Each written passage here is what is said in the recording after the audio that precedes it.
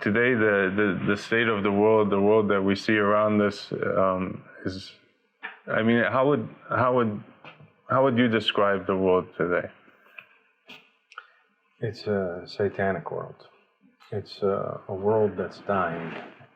It's an unjust world because it is led by unjust people and people who were not appointed by God. And any time that you have the absence of the direction of God and the control of God, then you have influence by the devil.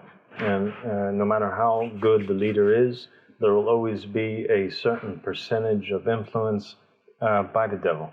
And we've reached a point where pretty much it's total influence and total control by the devil over the affairs of the world, or else we wouldn't have 25,000 people dying of starvation, including 10,000 children on a daily basis. We wouldn't have the planet divided in such a selfish way where people, just because of where they were born on the planet, they have less ability to travel on the earth of God. You have killings, you have wars, you have rumors of wars, you have weapons of mass destruction, you got fraud, you got deceit, you got a world that is dying and that is in need of a change. And Ahmed is that change that is to come. SubhanAllah. Would you like to add something to that?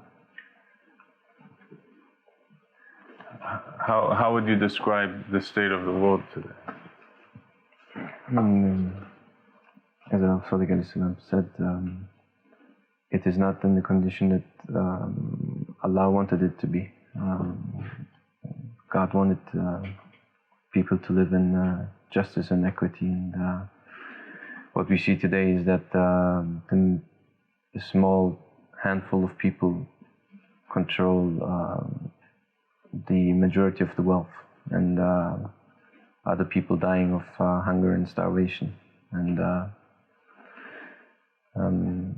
exactly like Al-Sadiq said, this is the time now that it will change, and it has to change, because it cannot continue the way it is. So the state of the world today, the chaos, the darkness, this is the result of not having that divine king on the throne of the earth, correct? That's absolutely correct. There's narrations from the Ahlul Bayt that state that if the Muslims would have accepted Imam Ali from the beginning, we would be at a point right now where they would be eating from their left and their right and above them and below them. There would be no discomfort. Muslims and Islam would be at the forefront of the world. The whole world would be Muslim. We would be living already in a divine just state. We would be living in paradise if the people had accepted the ruler that was appointed by God. Ali-Muhammad,